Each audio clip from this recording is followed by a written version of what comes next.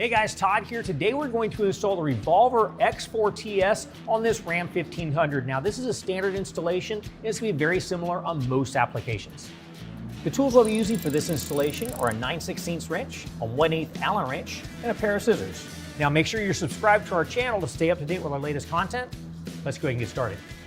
Okay, now before we install the cover, we first need to install the bulkhead seal. Now the bulkhead, I've already wiped down with some rubbing alcohol. You want to do that before you do this. Now you get two different bulkheads. You can choose which bulkhead seal that you want to use, the thin one or the thicker one. Because the thicker one is going to fill the gap a little bit better, we're going to use the thicker one on this model. So what we're going to do is we're going to start from one side and just work all the way to the other. We're going to peel away the adhesive protector.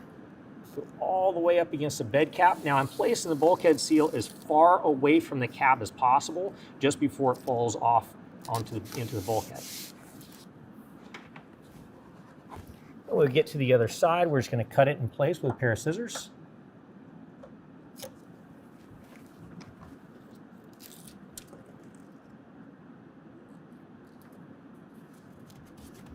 All right, press that down and then we can go ahead and work on the rails.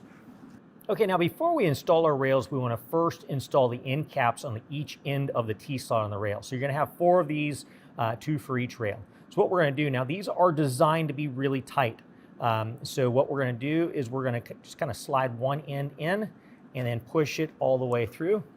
Take your 1/8 inch Allen wrench and just get it to where it barely connects and gets snug. That will hold that in place. Do that on both rails and on both sides. Okay, so this is our passenger side rail. The T-slot is going to go to the outside, and this tab up here is going to go to the inside. So let me go ahead and peel this back, set this in place. Okay, this is the tab. Right here, you're going to notice there's a little bit of a shelf with a foam pad on it. That is going to go all the way up against your painted bed cap. Now, if you have a drop-in bed liner, you're going to want to peel this foam off, push this all the way up against the drop-in bed liner, and then force the drop-in bed liner all the way up against the bulkhead when you're installing our clamps. But let's go ahead and get this guy in place. All right, next we're going to go ahead and install our first clamp about 6 inches back from our bulkhead. All right, now holding the rail in place, I'm going to go ahead and bring up the clamp and show you guys what we're working with. So if you notice, there are grooves in the clamp and they're going to match up to the grooves in the rail. So what we're going to do is spread that clamp apart and then set it into the rail. Make sure those mate in well to where those grooves are nice and flush in there. And we want to make sure it's as high up on that rail as possible. Once that's in place, what we're going to do is we're going to turn the nut just a little bit to get a little bit tight. And we're going to take our 9/16 wrench and just get a little bit snug. Once we have it snug, we want to make sure the top of the rail is seated down. So what I'm going to do is I'm going to hit the top of the rail straight down, and that seats the rail. We can go ahead and take our wrench and go ahead and finish snugging that down. Now we don't want to over tighten any of these clamps. We just want to get them nice and snug and then move to the next one. The next clamp is going to be right next to it. This is going to be our strap clamp. And this is what's going to be used to be able to secure the cover in place when it's rolled up to the cab. We're going to install this the exact same way right next to our first clamp.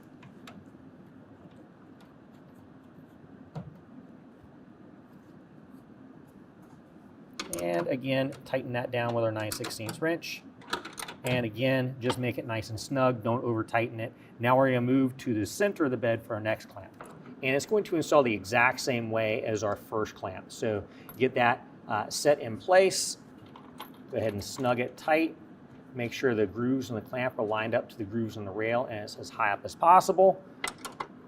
We're going to just get it to where it's biting down, seat the top of it, and then finish snugging it up.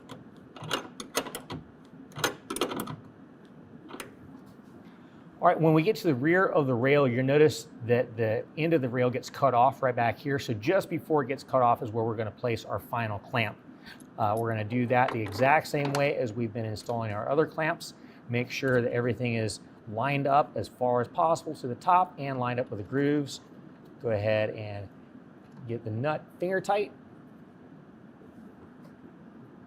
And again, just as it starts to bite down, go ahead and seat the top of the rail.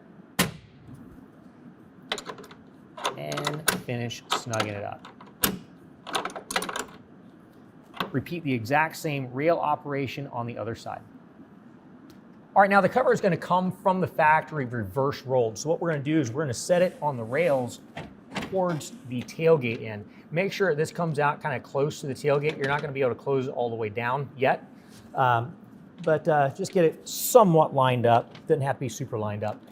Next, what we're going to do is we're going to start rolling this towards the cab of the truck and then rolling the tailgate portion also towards it, kind of follow it up.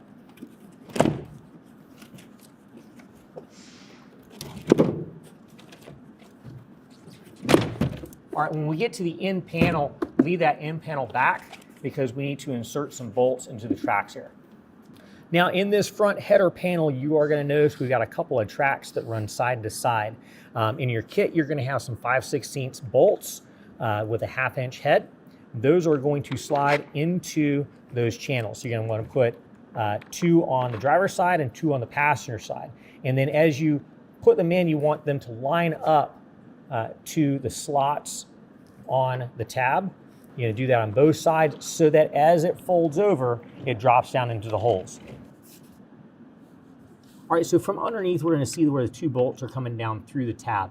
Now in our kit, we've also got a rubber washer, flat washer, and a lock nut that we're going to use on each one of these. It's going to go in a certain order. First, we do the rubber washer, then the flat washer, and then the lock knob. Now, we don't want to tighten down that lock knob all the way yet. All we want to do is get it to where it just barely touches and repeat that on all 4 of those bolts. Rubber washer first, flat washer, and then lock knob. Now, we don't want to tighten that down away because we have to still adjust the cover.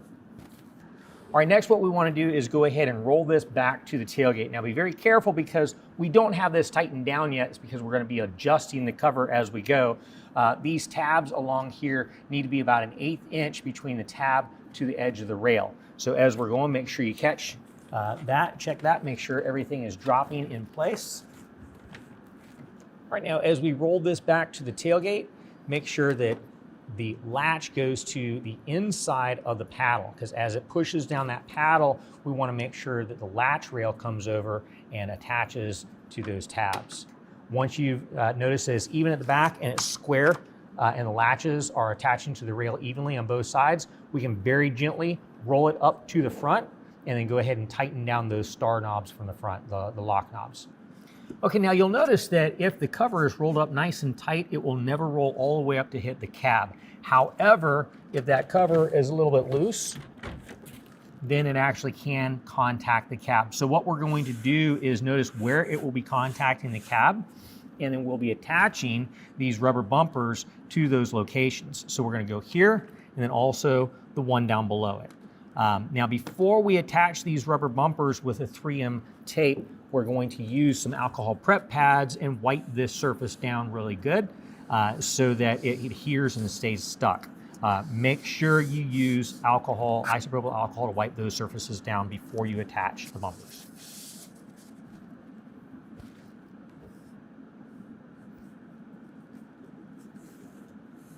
All right, it's a very tight fit, so it's going to go all the way in there. Make sure you press down and hold it tight. Get good adhesion, and go to the next one.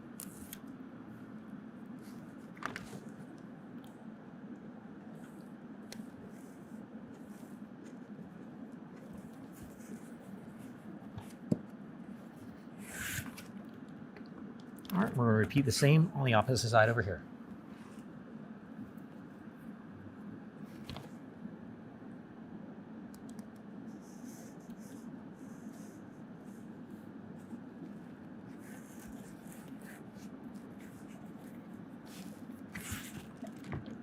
All right.